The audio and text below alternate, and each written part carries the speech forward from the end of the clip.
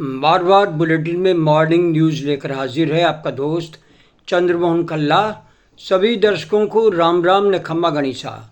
हर रोज़ testing, फिर कैसे लगी हमारी रिफाइनरी में भीषण आग। प्रधानमंत्री नरेंद्र मोदी के उद्घाटन से ठीक 24 घंटे पहले ये कांड प्रशासन व सुरक्षा एजेंसियों और हायर किए पेट्रोलियम इंजीनियर व तकनीकी स्टाफ की घोर लापरवाही का परिणाम है। ये अग्निकांड हल्के में नहीं लिया जा सकता। पाकिस्तान बॉर्डर से 125 किलोमीटर दूरी पर बनी रिफाइनरी को पीएम नरेंद्र मोदी राजस्थान को समर्पित करने वाले थे, तो ये कहीं सुरक्षा चूक तो नहीं। जबकि जयपुर में आतंकवादियों का नेटवर्क बिछा था, ये पता चल चुका है। आतंकवादी फर्जी पासपोर्ट बनाकर शादी रचाकर विदेश भाग जाता है, तो फिर रिफाइनरी में भी कहीं सुरक्षा चूक तो नहीं। अगर सुरक्षा एजेंसियों की चूक इसके पीछे है तो ये और अधिक चिंताजनक है, क्योंकि स्थान भी संवेदनशील है। इस बड़े हादसे में लिपापोती वाली जांच होती है तो निस्संदेह राष्ट्र विरोधी कदम माना जाएगा। ये आग राजस्थान के संबंधित अफसरों की लापरवाही के भी संकेत देते हैं, जो कई दिनों से पचपदरा में डेरा डाले हुए थे। आपको बताते चलें कि कड़ी सुरक्षा के बीच ऑस्ट्रेलिया की जिनांग रिफाइनरी में भी 4 दिन पहले ही अग्निकांड हुआ। तब सोशल मीडिया ने बार बार सरकार को चेताया था कि पचपदरा रिफाइनरी में भी कहीं ऐसा अग्निकांड ना हो जाए, सावधानी बरतनी चाहिए। लेकिन सरकार ने इस चेतावनी को हल्के में लिया। अब प्रारंभिक जांच में पाया गया है कि हीट एक्सचेंजर सर्किट में वाल्व या फ्लैंज से हाइड्रोकार्बन के रिसाव के कारण आग लगी। आग काफ़ी विकराल थी, जिसे काबू पाने के लिए 20 से अधिक दमकल गाड़ियों का उपयोग किया गया। यूनिट को आइसोलेट कर दिया गया था, जिससे अन्य भागों में नुकसान नहीं हुआ। अच्छी बात यह है कि इस हादसे में कोई जनहानि या कर्मचारी घायल नहीं हुआ।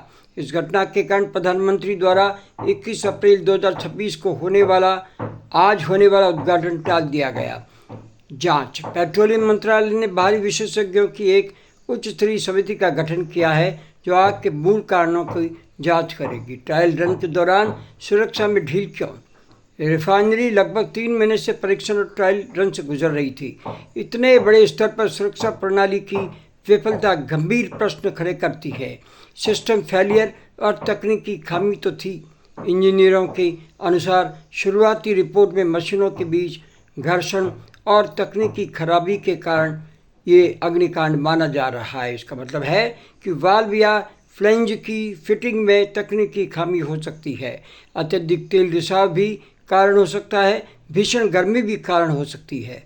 प्राथमिक रिपोर्ट के अनुसार प्रोसेस प्लांट में अधिक तेल रिसाव होने से आग ने तुरंत भीषण रूप ले लिया। उद्घाटन से ठीक पहले ऐसी घटना उच्च स्तरीय निरीक्षण और सुरक्षा अनुपालना में कमी को दर्शाती है, विशेष रूप से तब जब क्षेत्र में प्रधानमंत्री का दौरा प्रस्तावित था। सरकार को तह तक जाकर जांच करके फिर प्रधानमंत्री नरेंद्र मोदी को पचपदरा लाकर हमारी रिफाइनरी को शुरू करवाने की अब ज़रूरत है। आज खबर जोधपुर की। जोधपुर में कई प्रमुख विकास परियोजनाएं या तो अधूरी पड़ी है या धीमी गति से चल रही है, जिससे स्थानीय निवासियों को परेशानी हो रही है। सबसे पहले एलिवेटेड रोड प्रोजेक्ट की बात करें, जो महामंदिर से आखरिया चौराहे तक लगभग 7.6 किलोमीटर लंबी यह परियोजना 6 साल से अधिक समय से फाइलों में उलझी हुई है। 15 बार से अधिक टेंडर होने के बावजूद अब जाकर के कई टेंडर हुए हैं। निर्माण कार्य जमीन पर कछुआ चाल पर ही चल रहा है, जिससे जाम और धूल की समस्या बनी हुई है। सारण नगर से बनार सड़क जोजरी नदी के किनारे सारण नगर से बनार तक की सड़क का निर्माण होना था, जो शहर के ट्रैफिक को कम करने में सफल हो जाता था। अभी ये अधूरा पड़ा है। जोधपुर विकास प्राधिकरण की आवासीय योजनाएं।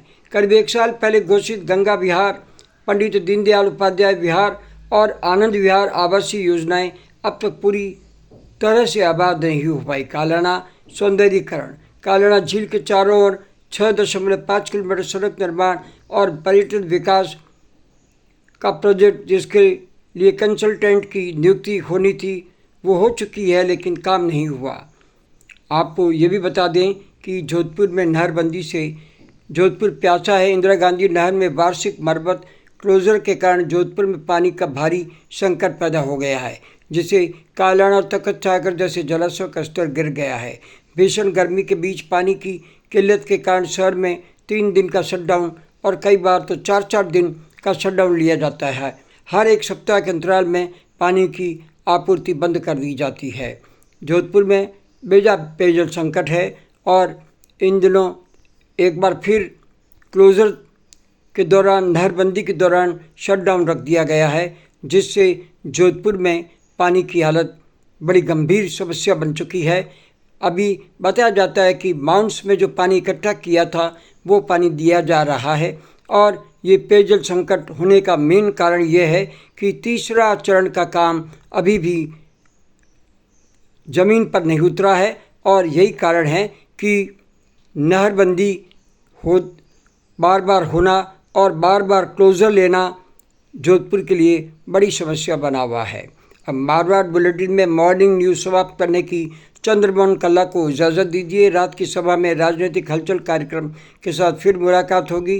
तब तक आज्ञा। नमस्कार। जय जवान, जय किसान, जय हिंद।